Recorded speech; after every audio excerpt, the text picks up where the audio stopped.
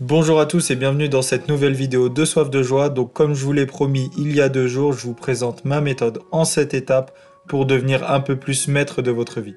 Donc voilà, j'espère réellement que cette vidéo va vous aider d'une quelconque façon et je vous souhaite un bon visionnage.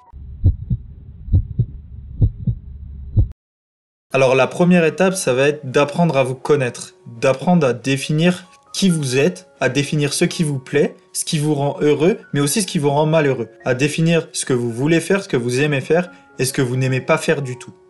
Une fois que vous aurez réussi à faire toute cette étape, donc vous prenez le temps qu'il vous faut pour mettre tout au clair, tout sur papier, notez-le, c'est très important, sur papier, sur un bloc-notes, comme vous voulez, vous pourrez passer à la deuxième étape. La deuxième étape, ça va être de définir clairement une stratégie pour atteindre vos buts et ce que vous souhaitez atteindre.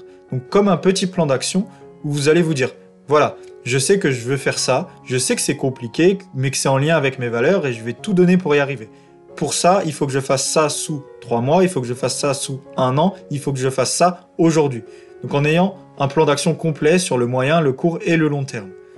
La troisième étape, une fois que vous aurez défini ce que vous souhaitez faire, qui vous êtes et comment le faire, sous quel format, il va falloir que vous ayez une attitude mentale de vainqueur.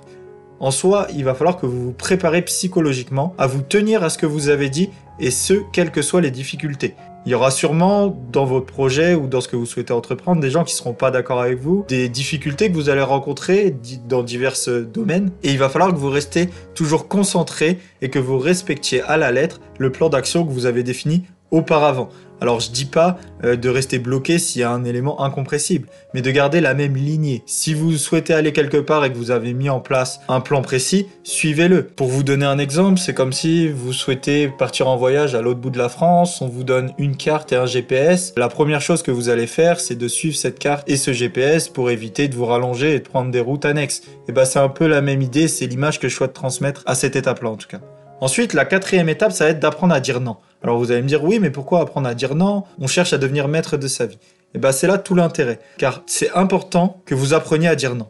Car la plupart des gens verront toujours leur intérêt avant le vôtre. Et si vous souhaitez vivre pleinement la vie de vos rêves, la vie que vous avez choisie, la vie que vous souhaitez vivre, il va falloir que vous appreniez à dire non à certaines des propositions qui ne sont pas en accord avec vos valeurs. Alors l'idée, c'est pas de dire non à tout le temps et à tout le monde, mais de savoir ce qui est réellement en accord avec vous, avec ce que vous souhaitez faire. Et est-ce que ça va dans votre sens ou non? Est-ce que vous souhaitez le faire ou non? L'idée c'est de ne pas se forcer à faire des choses que vous ne souhaitez pas et apprendre à dire non pour avoir du temps pour faire ce que vous souhaitez faire et pour aller là où vous souhaitez aller.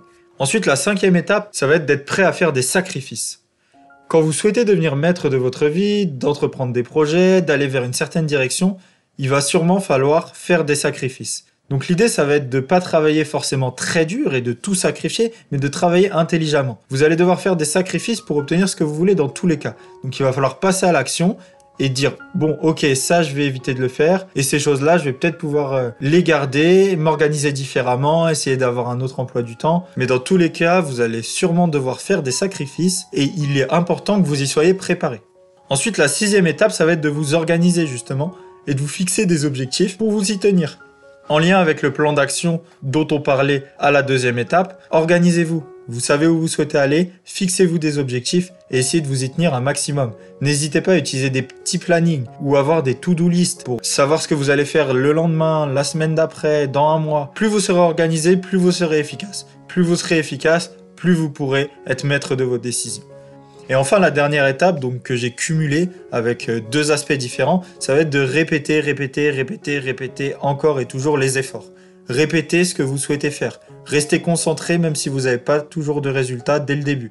Donc si vous répétez vos efforts et vos actions, ça va finir par devenir des habitudes. Et ça ne sera plus des efforts, ça sera un style de vie, un rituel. Et une fois que vous aurez ce rituel-là, si vous continuez dans la même direction, de 1, ça sera beaucoup plus facile. Et de 2, vous aurez beaucoup plus de chances d'obtenir des résultats.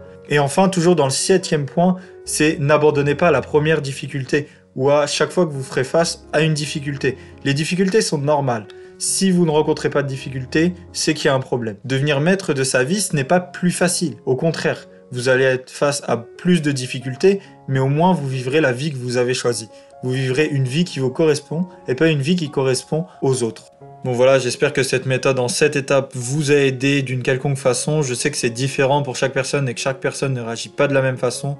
Mais si ça vous a aidé, n'hésitez pas à me le dire dans les commentaires. Et moi je vous dis à demain pour une nouvelle pensée du bonheur. Si cette pensée vous a plu, n'hésitez pas à mettre un petit j'aime et à vous abonner à la chaîne. Merci.